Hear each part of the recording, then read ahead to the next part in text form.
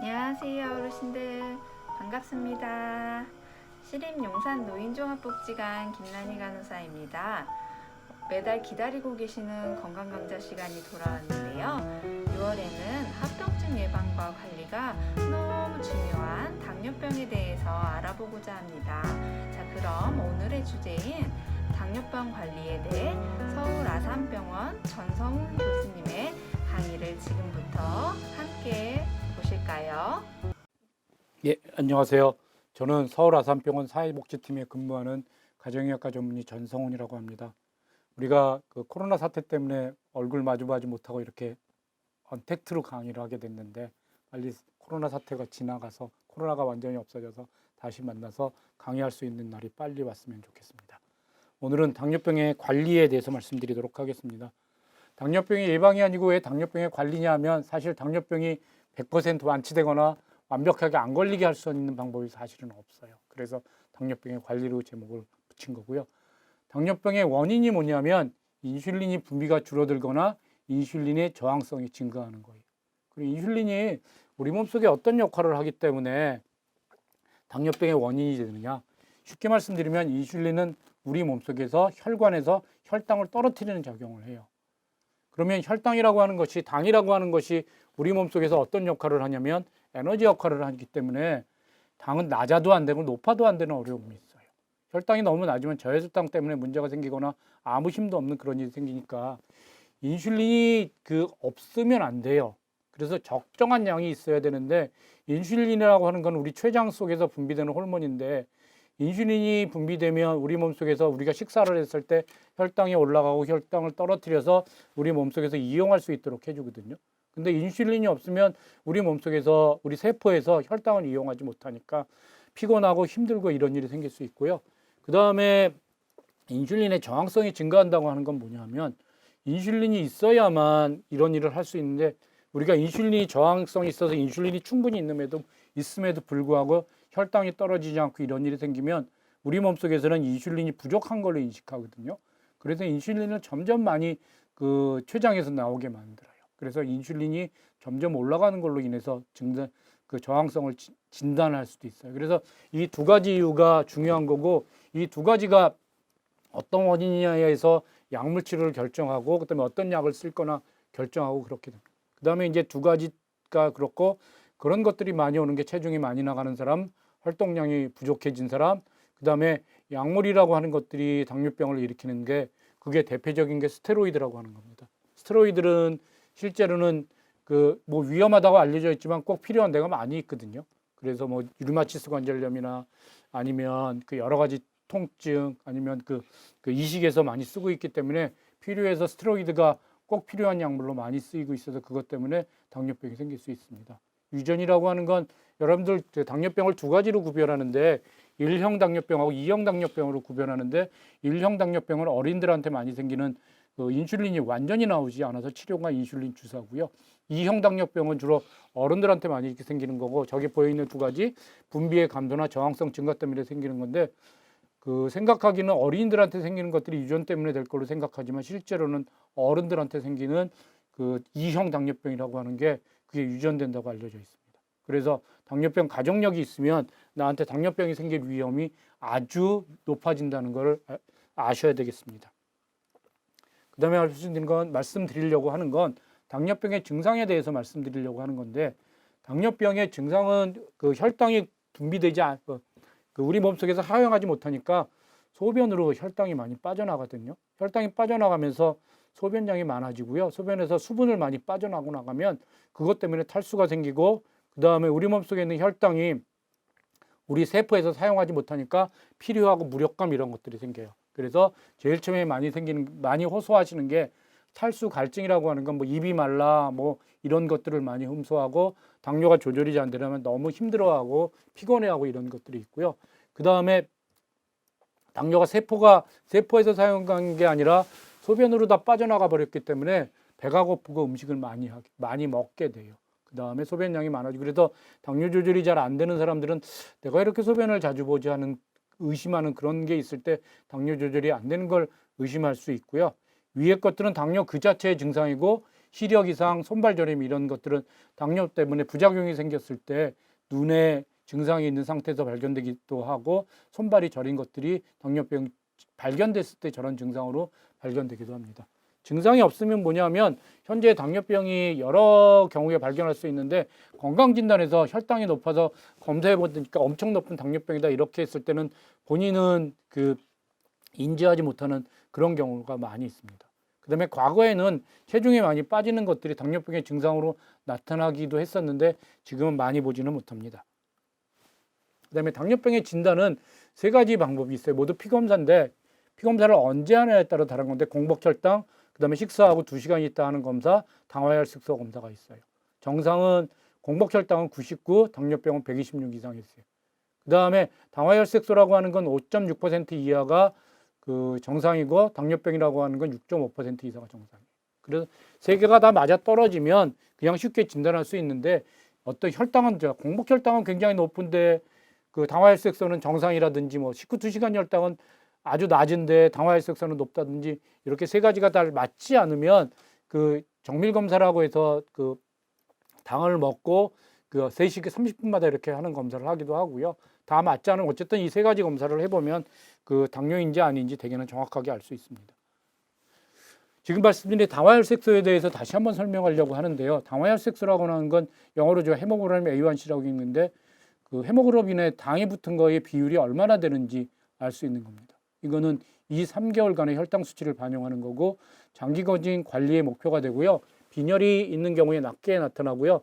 비교해서 말씀드리는 건 뭐냐면 30 플러스 당화혈색소가 체온과 비슷하고 비교해서 말씀드리는데 정상 범위가 6.5%라고 했으니까 36.5도 체중은 체온은 문제가 없어요. 9% 이상 되면 우리 아이 체온이 지금 39도가 됐을 때 얼마나 여기 힘들겠고 그다음에 얼마나 때리기 위해서 노력하겠습니까? 그 정도로 위험하다고 말씀드릴 수 있을 것 같고요.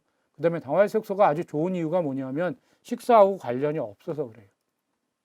가령 내일 제가 혈당 검사가 있고 당뇨 환자가 우리 병원에 왔을 때 혈당이 공복시 혈당이 120, 130 크게 문제되지 않은 정도인데 당화혈색소가 9%, 10% 나왔다 그러면 이분은 당뇨 조절이 안 된 걸로 보는 건지 혈당 수치가 좀 낮다고 해서 괜찮은 걸로 보지 않아요. 이분은 하루나 이틀 열심히 노력하고 식사도 안 하고 그렇게 해서 혈당이 낮아진 걸로 보는 거지 당화혈색소가 정상이 아니라면 정상으로 보지 않아요. 그러면 내가 당화혈색소가 6.5%인데 혈당이 식전 혈당이 200, 150, 160 이렇게 됐다. 그럴 때는 당화혈색소가 정상이니까 잘 노력하셨겠지만 어제가 검사하시기 전에 금식을 다 못 하셨다거나 이렇게 반영할 수 있기 때문에 당화혈색소를 정상으로 유지하는 게 당뇨의 관리 목표입니다. 근데 이게 경험해 보신 분들은 알겠지만 당화혈색소 1% 떨어지는 게 굉장히 어려워요. 떨어뜨리는 게. 그래서 장기적으로 운동도 열심히 해야 되고 식사도 잘 해야 되고 약도 잘 먹어야 되고 이런 어려움이 있습니다. 그다음에 당뇨 전 단계 아까 말씀드렸던 정상하고 당뇨병하고 중간 단계 저거로 말씀드리면 식전 혈당으로 말씀드리면 100하고 125 사이를 말씀드리면 그다음에 가족력이 있는 경우에 실제로 당뇨는 아닌지 한번 검사해 볼 필요가 있어요. 왜냐하면 당뇨가 가족력이 있는 경우에는 당뇨로 넘어갈 관계가 많이 있기 때문에 그렇고요. 그다음에 일시적인 경우도 많이 있습니다. 전날 식사를 너무 많이 했다거나 스트레스 상황에서 혈당이 올라갔는데 스트레스가 되면 스트레스 호르몬이라고 하는 거 우리 몸속에 분비되는데 스트레스 호르몬들은 다 혈당을 올리는 쪽으로 작용하기 때문에 일시적인 경우도 많이 있습니다. 비만이 있는 경우는 무엇보다도 체중을 줄이라고 권유하는 거고요. 그래서 당뇨병이 아닌 걸로 판단되고 특별한 가족력이 없다면 그다음에 당화혈색소가 특히 정상이라고 한다 그러면 체중 줄이고 그다음에 소식 위주로 식이요법하고 꾸준한 유산소 운동한 다음에 1년 있다 다시 보자고 합니다.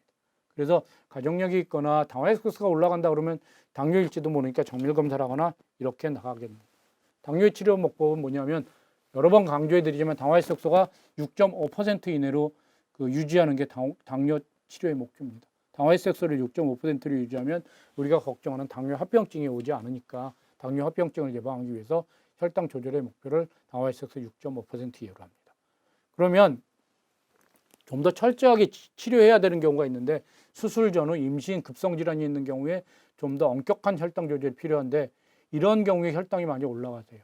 그래서 그 먹는 약물 수술할 때 그다음에 뭐 갑자기 몸이 많이 아플 때 일시적으로 인슐린으로 바꾸기도 해요.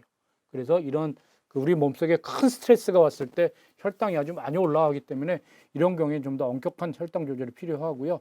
그다음에 혈당 조절을 아주 심하게 하지 않는 경우가 조금 있어요. 이건 연세가 드신 어르신들께서 특히 저혈당을 여러 번 경험하시면 그것 때문에 약을 잘 안 먹거나 문제가 생길 수 있어서 당화혈색을 10% 약간 넘게 유지하기도 해요. 그래서 혈당 조절의 목표를 약간 완화시키는 경우에는 지금 연세가 드신 어르신께서 당뇨병이 합병증이 진행됐거나 그다음에 혈당이 저혈당을 많이 경험했거나 그다음에 당뇨병이 아주 오랫동안 가지고 계신 경우에는 본인이 잘 알기도 하지만 조금 저혈당의 위험성 때문에 천천히 조금 약하게 조절하기도 합니다. 그러면 당뇨병의 치료가 뭐냐? 세 단계로 나눠서 말씀드릴 수 있는데 식사 조절, 운동 열심히 하는 거 그거 가지고 안 되면 약물 치료하는 거 그다음에 약물 치료도 안 되면 인슐린을 주사를 맞는 거 어떻게 하든지 혈당을 떨어뜨리는 게 중요해요. 먼저 식이요법 보면 식사를 적절하게 하시는 게 중요하세요. 여러분들 그 병원에 입원하시면 그 식이요법을 훈련시켜 드리잖아요. 자기 체중 가지고 훈련시키는 게 아니라 자기 키에 비해서 그 아이디어란 그 체중을 가지고 이상 체중을 가지고 하니까 체중이 많으신 분들은 식사를 좀 더 줄이도록 그렇게 노력이 되니까 식사를 적게 하시는 게 대부분이에요. 식사를 적게 하는 거, 운동량 증가는 뒤에서 그 꾸준한 유산소 운동 더하기 그 근육 운동을 하셔야 돼요. 우리 몸속에서 근육이 많아지면 기초 체력이 올라가니까 그 인슐린의 저항성이 개선될 수 있어요. 그래서 특별하게 꾸준한 유산소 운동 더하기 규칙적인 그 근육 운동을 병행했으면 좋겠고요. 인슐린 치료제는 약물 치료는 아까 원인 중에서 인슐린이 잘 안 나오는지 그다음에 인슐린이 잘 기능을 못 하는지에서 약이 각각 다를 거고요. 그다음에 어떤 분은 식후 고혈당만 조절해야 식전 혈당은 괜찮은데 식후 고혈당만 그 조절이 잘 안 되는 분이 계시는데 쉽게 생각하면 식후 고혈당은 식사를 적게 하면 되지 않겠나 이렇게 생각할 수도 있는데 식사 조절을 잘 못하시면 약물 치료를 통해서 식후 고혈당만 개선할 수 있도록 그렇게 하고요. 그다음에 그 인슐린이 전혀 나오지 않는 어린아이들 같은 경우에는 인슐린요법 처음부터 시행하고 그다음에 그 약물 치료하다가 대개는 약물 치료하다가 그 인슐린요법을 하기도 하고요. 어떤 의사들은 당뇨가 처음에 발견됐을 때 인슐린요법을 먼저 하자고 하는 분들도 계세요.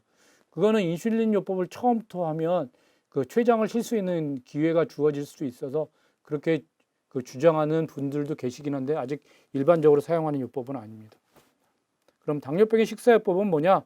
제일 중요한 게 균형 잡힌 식사라는 건데 균형 잡힌 식사라고 하는 게 탄수화물, 지방, 단백질의 비율이 60대, 20대, 20인데 우리들 같은 경우에는 지방, 단백질은 부족하고 탄수화물은 많아요. 그래서 노력하기는 저기 옆에서 보이는 것처럼 55대, 25대, 20 정도로 갈 수 있도록 노력했으면 좋겠어요. 지방을 좀 더 많이 먹도록 당뇨 환자들은 노력해도 괜찮아요. 그래서 칼로리만 지킨다 그러면 많이 먹지만 않는다 그러면 탄수화물을 조금 줄이는 게 유리할 수 있고요. 특히 탄수화물을 조금 줄이면 우리 몸속에서 나오는 인슐린 양이 줄어들면서 비만이나 이런 걸 예방할 수 있는 그런 좋은 효과가 있어요. 그다음에 식이섬유 많이 섭취하도록 하시고 하루 세 끼를 규칙적으로 먹고 내가 아침에 안 먹다가 점심을 더 많이 먹거나 한 번에 많이 드시면 안 돼요. 가능하면 식사를 거르는 건 저혈당의 위험이 있고 그래서 하루 세 끼를 정해진 양을 규칙적으로 드시면 그 식사에 맞춰서 약을 조정할 수 있으니까 그렇게 잘 조정하시면 좋겠어요. 단순탕은 가능하면 그 설탕이라고 하는 것들을 가능하면 피워주시면 좋겠고 그 다음에 제일 잘못 알고 계신 게 과일은 우리 몸에 좋으니까 내가 밥 대신 과일을 마음 놓고 먹어야지 하고 그 밥은 안 먹었는데 과일을 엄청 많이 먹어가지고 혈당이 올라가서 오신 분이 계세요. 과일에 있는 과당도 혈당을 많이 올리니까 마음 놓고 드셔도 되는 건 아닙니다. 식사의 관리는 무엇보다도 전체적인 칼로리가 중요하다고 하는 건 많이 먹지 않는 거. 그다음에 식후 고혈당은 식사 중에 있는 당질의 양으로 결정하는 거예요. 그래서 현미를 먹어도 당장이 올라가는 건 아니지만 현미를 마음 놓고 많이 먹어도 된다는 의미는 아닌 거예요. 그래서 가능하면 탄수화물을 좀 적게 당질의 양을 적은 걸로 식사할 수 있도록 노력해 주시면 좋겠고요. 당 지수에 관계없이 전 탄수화물 시기를 권유하는 거예요. 그 다음에 식후 고혈당이 잘 안 올라가면 식후 30분에 운동하는 게 혈당을 좀 떨어뜨릴 수 있도록 할 수 있는 거고요. 여기 당 지수라고 하는 게 나왔는데 당 지수라고 하는 게 뭐냐면 같은 식사를 했을 때 혈당을 얼마나 올리는 거예요. 현미를 좋다고 말씀드리는 이유는 백미, 그러니까 하얀 밥보다는 현미를 먹었을 때 혈당이 천천히 올라가는 거예요. 혈당이 안 올라가는 건 아닌데 어쨌든 그 혈당을 가장 많이 높이는 건 설탕, 그다음에 흰쌀밥, 밀가루로 만든 것들인데 그건 먹자마자 혈당이 굉장히 많이 올라가기 때문에 거기에 따라서 그 인슐린이 금방 많이 나오게 돼요. 그것들이 인슐린이 우리 몸속에서 많이 나오면 저혈당을 유발하기도 하지만 비만으로 넘어갈 수도 있어서 그래서 위험할 수도 있어서 인슐린이 우리 몸속에 나오지 않도록 현미 같은 거를 많이 먹지 않도록 그렇게 노력해 주시면 좋겠어요. 두 개 중에서 어느 게 더 좋은 식단이라고 생각하세요? 흔히들 빨간 쪽에 있는 식사를 우리 몸속에 좋은 식단이라고 생각하세요. 그 이유는 기름기가 하나도 없고 그다음에 왼쪽에 있는 거는 칼치가 기름이 많을 것 같으니까 흔히 건강식단이라고 생각하는 게 빨간 게 있는 거예요. 근데 보면 뭐라고 써 있죠? 불균형적인 식단이에요. 왜 불균형적인 식단이냐면 밥하고 그다음에 밥은 똑같이 그냥 흰쌀밥이라고 생각하고요. 하나는 콩나물국, 하나는 미역국. 이건 큰 차이 없어요. 하나는 그다음에 시금치 나물, 쌈채소니까 두 개까지는 차이 없는데 지금 두 식단에서 차이가 나는 건 뭐냐면 하나는 감자, 하나는 생선구이가 나왔어요. 감자는 왜 당뇨 환자들한테는 권하기 어렵냐면 밥하고 감자하고 두 가지를 먹으면 탄수화물이 너무 많이 올라가는 거예요. 그래서 당뇨 환자들한테는 이렇게 권유하지 않고 옆에 있는 것처럼 생선구이를 먹으면 단백질이나 지방이 조금 올라갈 수도 있지만 그게 그렇게 혈당을 많이 올리는 걸로 작용하지 않습니다. 그래서 여러분들 건강식단이라고 하면 채소, 과일 이런 것들만 생각하시고 그 다음에 뭐 감자, 고구마 이런 것들만 생각하시는데 당뇨 환자들한테는 그렇지 않다는 걸 알아주시면 좋겠고 단백질하고 생선을 많이 드시도록 노력해 주시면 좋겠어요. 그래서 당뇨 환자들이 많이 질문하는 것들이 이런 것들이에요. 첫 번째로 설탕이나 단 음식이 너무 먹고 싶은데 먹으면 안 되나요? 안 되진 않아요. 설탕을 먹으면 너무 혈당이 바로 올라가니까 혈당 검사를 해보거나 당뇨를 오래 관리하고 싶은 분은 해보셨던 분들은 먹고 싶긴 한데 참는 거예요. 그 대신 설탕을 그러니까 단 거를 먹으면 그 대신 밥을 안 먹거나 탄수화물을 줄여야 되는데 그게 더 힘들 수도 있으니까 그래서 많이 줄이는 겁니다. 과일은 얼마나 먹을 수 있느냐? 되게 사과로 기준하면 조그만 사과는 하루에 1개 정도, 좀 큰 사과는 반 개 정도 먹을 수 있는데 과일이 우리 몸속에 좋다고 뭐 사과를 마음대로 먹거나 뭐 여러분들 여름 되면 수박을 마음 놓고 먹거나 이건 안 되세요. 그다음에 고기를 먹어도 되나요? 이거 질문은 고기가 나쁘다고 생각하고 이렇게 질문하시는 거거든요. 이거 고기를 먹으면 콜레스테롤 올라갈 거다. 콜레스테롤만 중요하다고 생각하는데 실제로는 혈당이 관리하기가 제일 어려워요. 콜레스테롤은 약 잘 먹으면 되지만 그 혈당이라고 하는 건 우리 몸속의 모든 것하고 작용해요. 식사들이 하면 결국엔 혈당으로 바뀌는 거고 그다음에 운동 안 해도 그다음에 친구 만나서 식사 조금 더 많이 해도 모든 것들이 혈당이 올리는 쪽으로 작용하기 때문에 고기는 그 지금 상황에서는 자기 체중의 그 한 식사 한 끼에 자기 체중의 1g, 내가 60kg 정도면 60g 정도는 사실 먹어도 돼요. 그래서 사실은 부족하거든요. 그래서 마음 놓고 먹는 건 아니지만 부족하지 않게 드시면 좋겠고요. 당 지수는 다시 한번 강조하지만 당 지수가 높으면 높을수록 혈당이 금방 올라가게 돼 있고 그다음에 혈당이 금방 올라가게 되면 인슐린이 금방 나오게 돼 있고 인슐린이 우리 몸속에서 많이 분비되면 그게 비만으로 이어질 수 있는 그런 문제가 있기 때문에 가능하면 당 지수가 낮은 걸로 먹도록 그렇게 노력하시면 좋겠어요. 견과류가 우리 몸속에 좋다고 하는 것도 고지혈증 측면에서 불포화 지방산이 들어서 그런 거거든요. 그래서 견과류가 좋은데 마음껏 먹어도 되나요? 아니에요. 견과류에 상당한 탄수화물이 들어있어요. 그래서 견과물도 되게 2-3개, 뭐 기껏 먹어야 10개 정도 먹는 거지. 이것도 어떤 분들이 그렇어요. 그 과일 간식 대신 아니면 밥 적게 먹고 이걸 마음 놓고 먹었는데 혈당이 많이 올라가서 오시는 분들을 가끔씩 보십니다. 무가당 식품은 안심하고 먹어도 되나요? 무가당이라고 하는 의미가 뭐냐면 설탕이 안 들어가는 거잖아요. 설탕을 첨가하지 않았다고 하는 거지 그 자체에 설탕이 높은 게 많이 있어요. 예를 들면 그 두유는 무가당으로 먹으면 비릿해서 먹기 어려우니까 가당을 먹게 되는데 어쨌든 그럼에도 불구하고 무가당으로 먹으면 두유 같은 것들은 혈당을 올리지 않으니까 좀 안심할 수 있지만 무가당 과일 주스는 어떠실까요? 맛이 좀 덜한 거긴 하지만 그 과일 주스 자체, 과일 자체에 과당이 많이 들어있기 때문에 무가당 과일 주스라고 하는 거는 설탕이 들어가지 않지만 혈당을 안 올리는 건 아니에요. 그렇게 주의해 주시면 좋겠고, 그 다음에 제일 많이 물어보시는 게 당뇨병에 좋은 음식이 무엇인가요? 사실은 없어요. 아무것도. 당뇨병이라고 하는 병은 우리 몸속에서 영양이 넘쳐서 생기는 질환이지 영양이 부족해서 생기는 질환이 아니기 때문에 사실은 좋은 음식을 찾아서 많이 먹으려고 하는 게 아니라 적게 먹으려고 노력하는 질환이기 때문에 사실 당뇨병이 좋다고 하는 여러 가지 음식, 특히 마음 놓고 먹을 수 있는 음식 사실은 없습니다. 그래서 적게 먹도록 노력해 주시는 거, 혈당이 높아지지 않도록 당 지수가 낮은 탄수화물 같은 거를 찾아서 드시도록 그렇게 노력해 주시면 좋겠어요. 이게 이제 탄수화물이 많은 음식, 탄수화물이 적은 음식인데 생각했던 것보다 여러분들이 마음 놓고 먹는 게 감자, 고구마, 당면 같은 거 마음 놓고 드실 거예요. 이게 생각보다 많습니다. 그다음에 제일 위에 있는 쌀밥, 떡, 국수빵 이거는 당지수도 굉장히 높은 거기 때문에 적게 먹도록 노력해 주시면 좋겠어요. 쌀밥 대신 현미밥 드시는 게 실제로는 탄수화물이 적지 않은 거지만 당지수가 낮은 거지, 그래서 현미밥이라고 해도 많이 먹으면 안 되고요.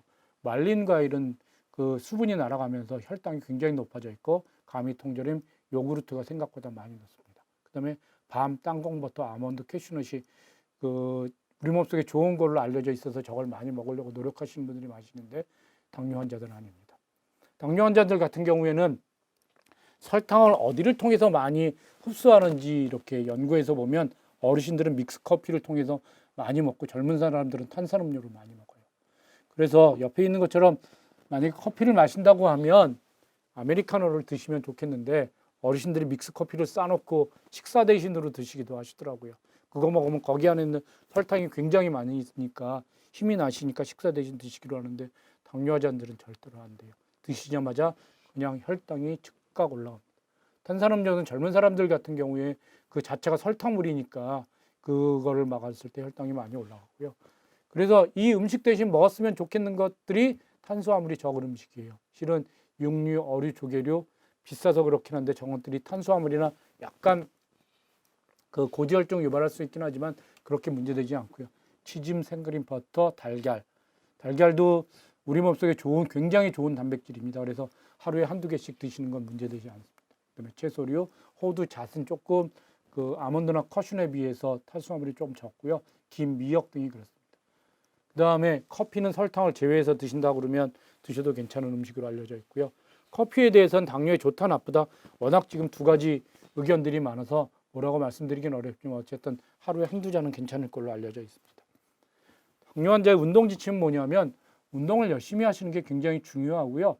그다음에 그 수영, 걷기, 자전거 이런 것들을 해야 될 것 같고, 말초신경병이라고 하는 거는 다리 쪽에 문제가 생겨서 그쪽에 저리 가는 통증이 오는 분들이 많이 있으니까 달리기, 조깅 안 하시도록, 그다음에 눈 쪽에 문제가 있을 때는 이렇게 신세 접촉하는 격한 운동에는 혈관이 더 문제 생길 수 있으세요. 하루에 30분 주 5회 이상 하셨으면 좋겠고, 그다음에 여러 번 강조하지만 당뇨가 있으신 분들은 근력 운동을 병행하시면 근육이 늘어나면 여러 가지 문제 될 수 있는데, 또 젊은 사람들이면 아령, 역기, 웨이트 이런 것들 할 수 있겠지만 연세 드신 어르신들은 앉았다 일어났다 하신다거나 어쨌든 그런 서서 이렇게 다리를 든다거나 이런 운동을 꾸준하게 하시도록 그렇게 노력해 주시면 좋겠습니다. 그 다음에 운동에서 제일 중요한 게 뭐냐면 그 저혈당이 올 수 있어요. 그 다음에 발에 상처가 날 수 있어서 가능하면 공복이나 식전은 피하면 좋겠고요. 그 다음에 여러분이 먹고 있는 약이 그 저혈당을 유발할 수 있는 약인지 아닌지, 저혈당이 많이 유발하는 약이 따로 있으니까 그런 거 아닌지 노력해 주시면 좋겠고, 그 다음에 최소한 일주일에 150분 이상 그렇게 노력해 주시면 좋겠습니다. 그래서 좀 더 강조하고 싶은 게 뭐냐면 저혈당이 인슐린이나 혈당 강화제라고 하는 것들을 사용했을 때 많이 아마릴이라고 하는 약을 쓸 때 많이 사용을 될 수 있으니까 저혈당이 올지 모르니까 운동할 때 주머니 속에 설탕 한두 개 있으면 좋겠고, 운동하는 날 인슐린 복부에 주사하기, 그 다음에 그 공복 시에는 운동하지 말았으면 좋겠고요. 그 다음에 중요한 게 탈수가 굉장히 중요하거든요. 그 그다음에 혈당이 올라가고 심장 기능이 저하될 수 있으니까 미리 물 먹고 시작하고 10분이나 15분마다 목마르지 않아도 계속 물을 먹으면서 운동하시도록 그렇게 해주시면 좋겠고요. 그다음에 말초신경병이나 이런 경우에 잘 맞는 신발, 운동 전후에 상처에 문제가 없는지 확인해 주시면 좋겠어요. 그다음에 운동보호 검사가 필요한 사람들도 있거든요. 35세 있거나 당뇨가 굉장히 오래됐거나 이런 경우에 혈관이 막혔을 수 있으니까 관상동맥에 문제가 없는지 이런 것들을 한 번쯤은 검사해 보시도록 그렇게 하고, 말초증형이나 안저질환 쪽에서는 그 눈에 문제가 될 수 있으니까 심한 운동은 안 하시도록 그렇게 하시면 좋겠습니다. 그 다음에 신장이 나빠졌거나 이럴 때는 심한 운동은 하지 않으시도록 그렇게 노력하시면 좋겠고요. 아주 심한 경우에 이제 자율신경병증이나 합병증이 올 수 있는데, 안정된 상태에서 맥박이 빨리 뜨거나 혈압이 떨어지거나 그랬을 때는 춥고 덥고 이런 것들을 관리가 잘 안 되니까 너무 춥거나 더운 환경에서는 운동하지 않도록, 그 다음에 탈수가 문제 되실 수 있다는 것을 알아주시면 좋겠습니다. 그 다음에 이제 약물을 해서 설명해 드리면, 인슐린이 부족하면 약물 치료를 인슐린이 많이 나오게 하면 돼요. 근데 우리 몸속에 인슐린은 그게 그 일정 부분 정해져 있는 것 같으니까 그런 것들이 그 치료가 잘 안 되거나 그럴 수 있고요. 그다음에 저항성, 식후 고혈당에 문제가 있을 수도 있으세요. 그래서 약물료품은 그냥 약 이름을 몇 가지 써놨는데, 여러분들 아마릴이라고 하는 약이 현재로서는 제일 많이 쓰는데, 아마릴이라고 하는 건 우리 몸속에서 췌장에 작용해서 인슐린을 좀 더 많이 분비되도록 그렇게 하는 약이거든요. 그래서 그게 저혈당이 많이 올 수 있어서 그런 약을 드시는 분들은 그 운동하시는데 제일 조심해 주시면 좋겠어요. 그래서 미리 말씀드리고, 그다음에 인슐린 저항 개선제의 대표적인 게 멜포르민이라고 하는 건데, 이것들은 그 간이나 아니면 근육에 작용해서 그 혈당이 좀 더 많이 떨어지도록 그렇게 작용하는 거고요. 그다음에 이제 장에서 그 포도당 흡수가 안 되도록 해서 그런 것들이 그 식후 고혈당을 개선하는 것들이 작용하고요. 인크레아틴을 분비시킨다거나 소변으로 배출시킨다는 그런 약이 최근에 개발돼 가지고요, 많이 곽광받고 있고요. 특히 소변으로 당 배출을 증가시키는 자디안 같은 약들은 현재 그 당뇨뿐만 아니라 심장병, 신장병에도 좋은 효과가 있는 걸로 알려져 있어서 약물을 굉장히 많이 젊은 새로 생기는 당뇨병 환자들한테 많이 사용하고 있습니다. 위에 지금 말씀드렸던 인슐린 분비 촉진 약물은 그 저혈당을 유발할 수 있으니까 잘 알았으면 좋겠고, 밑에 것들을 인크레아틴이나 저항 개선제 이런 것들을 많이 의사들이 선호하는 이유는 아주 심하지 않으면 저혈당이 많이 오지 않아서 그런 약물을 조금 더 선호하는 경향이 있습니다. 인슐린의 주사가 필요한 경우에는 약물로 조절이 잘 안 되거나, 그 다음에 꼭 필요한 경우에는 주사를 하기도 해요. 그래서 강조드리고 싶은 건 뭐냐면, 약물 조절이 잘 안 되거나 이랬을 때 인슐린 주사를 맞자 그러면 인슐린을 넘어가셔더라도 그 혈당 조절을 잘 하셔야만 합병증을 줄일 수 있는 걸로 알려져 있습니다. 저혈당은 실제로는 그 인슐린을 많이 투여하거나, 그다음에 약물 투여에 식사를 안 하거나, 그다음에 공복 시에 과도한 운동했을 때 그런 일이 생기실 수 있고요. 그다음에 술을 많이 마셨을 경우에 또 당뇨가 저혈당이 생길 수 있는데, 간에서 혈당을 만들지 못하기 때문에 그런 일이 생길 수 있으세요. 술 취한 환자, 당뇨 환자가 술 취해서 오면 저혈당인지 술 때문에 그랬는지 모르는 경우가 많이 있어서 저혈당을 놓치면 큰일 나는 일이 생기기도 합니다. 저혈당 증상은 여러 가지 생길 수 있는데, 식은땀 나고 불안하고 손 떨리고 어지럽고 심하면 의식을 잃을 수도 있으세요. 그래서 저런 증상이 생긴다고 생각하면 무조건 초콜릿이나 사탕을 하나 드세요. 왜냐하면 저혈당은 제일 심한 경우에 의식을 잃을 수도 있지만, 고혈당이라고 하는 건 대부분에는 약간 혈당이 높아지는 거지 그 자체가 크게 위험하게 되는 경우는 없으니까, 저혈당 증상이 생긴다고 의심된다고 생각하면 꼭 그 사탕 같은 걸 가지고 계셨다 드시면 좋겠어요. 동영상을 하나 보겠습니다. 우리 내분비내과 선생님들이 관리하실 때 어떻게 하시는지 당뇨병에 대해서 도움 말씀을 주실 거니까요. 자, 그 동영상을 하나 보시도록 그렇게 하겠습니다.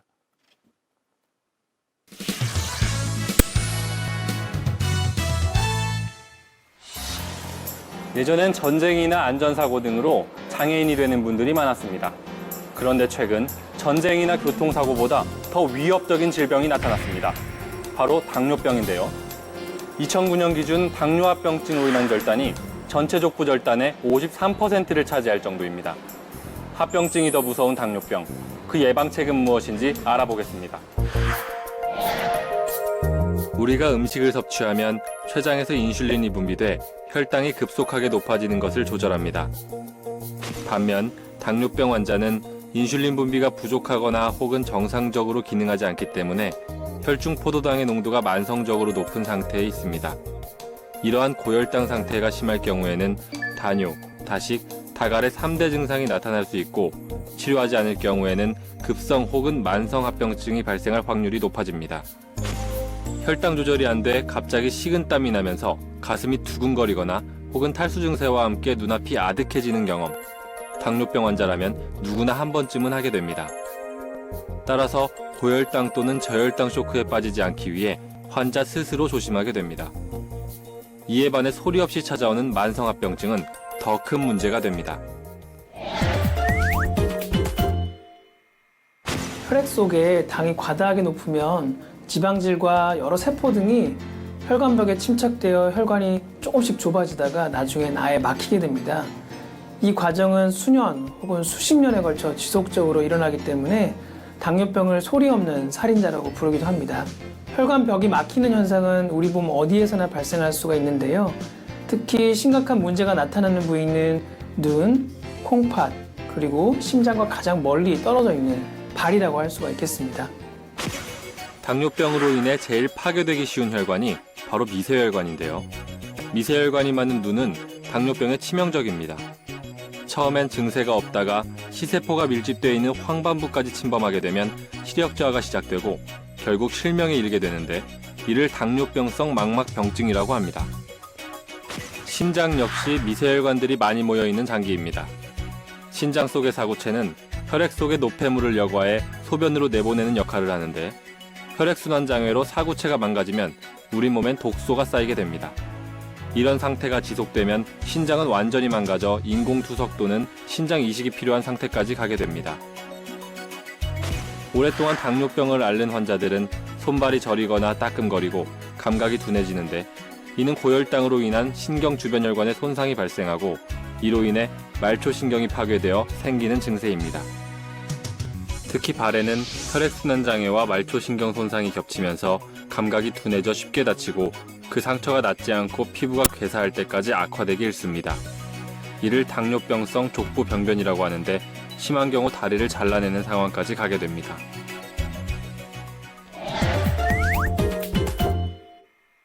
당뇨합병증의 특징은 초반에는 별다른 증세가 없다가 심각한 상황이 돼서야 증세가 나타난다는 공통점이 있습니다. 당뇨합병증이 무서운 이유가 바로 여기에 있는데요. 때문에 증세가 없다 하더라도 정기검진을 통해 합병증 유무 및 병의 진행 상태를 확인해야 합니다.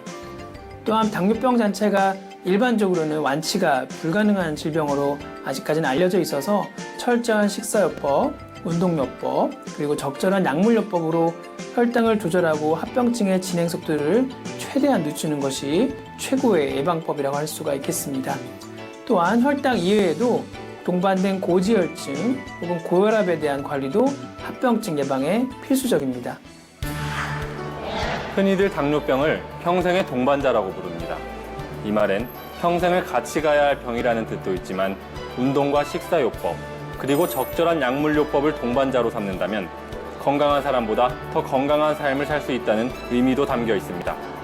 당뇨병을 인생의 동반자로 삼는 마음가짐이라면 당뇨합병증 역시 충분히 이겨낼 수 있지 않을까요? 지금까지 건강플러스였습니다. 당뇨합병증을 두 가지로 구별해 볼 수 있는데요. 큰 혈관이 막히는 것과 작은 혈관이 막히는 건데, 큰 혈관이 막히는 건 동맥경화인데 혈당 관리만 가지고는 잘 안 되거든요. 그래서 고혈압, 고지혈증, 당뇨병을 같이 관리하는 게 필수입니다. 특히 당뇨가 가신 분들이 저런 분이 많이 생기니까 당뇨 철저하게 관리하시는 것이 제일 중요하고요.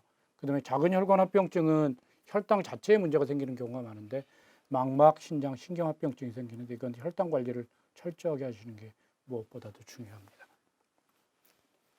그래도 이제 당뇨발 위험군이 제일 많이 말씀드리고 싶은데 당뇨에서 발톱 깎다가 상처가 났는데 그게 낫지 않아서 여러 가지로 문제가 생기는 경우를 볼 수 있는데 오래된 경우 담배 피는 경우에 많이 생길 수 있으니까 관리를 잘 하시도록 그렇게 노력해 주시면 좋겠습니다. 그래서 결과적으로 말씀드리면 뭐냐면 이 결론인데요. 당뇨병에 관련한 식사, 운동, 스트레스, 그다음에 수면의 질을 높이는 것 이렇게 노력해서 말씀드렸을 거예요. 약은 처방하는 거니까 잘 드시면 좋겠고요. 식사는 적은 양이라도 규칙적으로 섭취하시고 그다음에 같은 칼로리에다도 당지수가 낮은 걸로 그다음에 양이 많다도록 노력해 주시면 좋겠고 운동 열심히 해서 규칙적으로 근육 운동을 병행하면 좋겠습니다. 스트레스를 관리했으면 좋겠는데 스트레스 호르몬이 우리 몸속에 스트레스를 받으면 스트레스가 그 호르몬이 분비돼서 혈당이 올라가도록 작용하는 거기 때문에 관리를 잘 해주시면 좋겠고 그다음에 수면의 질을 높이면 11시부터 3시에 잠을 잘 주무시면서 하면 그때 분비되는 호르몬이 우리 몸속에서 혈당을 떨어지도록 그렇게 작용하기 때문에 그렇습니다. 그래서 약 잘 드시고 운동 열심히 하시고 이렇게 잘 노력해 주시면 좋겠습니다. 당뇨병은 사실 쫓아보낼 수 없으니까 우리가 당뇨병 아까 말씀드린 것처럼 평생 같이 가야 합니다. 그래서 잘 관리해서 합병증이 생기지 않도록 잘 관리해 주시면 좋겠습니다. 이것으로 마치겠습니다. 감사합니다. 오늘 강의도 도움이 되셨나요? 당뇨병은 식이요법, 운동, 약물 치료 모두 중요한데요. 이 세 가지를 잘 조절해서 합병증 없이 당뇨를 잘 관리하실 수 있기를 바랍니다. 오늘도 퀴즈를 내도록 하겠습니다. OX 퀴즈입니다. 당뇨 치료의 목표는 당화혈색소 6.5% 이하이다. 맞다고 생각하시면 O, 틀리다고 생각하시면 X. 정답을 아시는 어르신들께서는 밑에 댓글에 정답을 달아주세요. 자, 그럼 저는 7월에 다시 돌아오겠습니다. 건강하세요.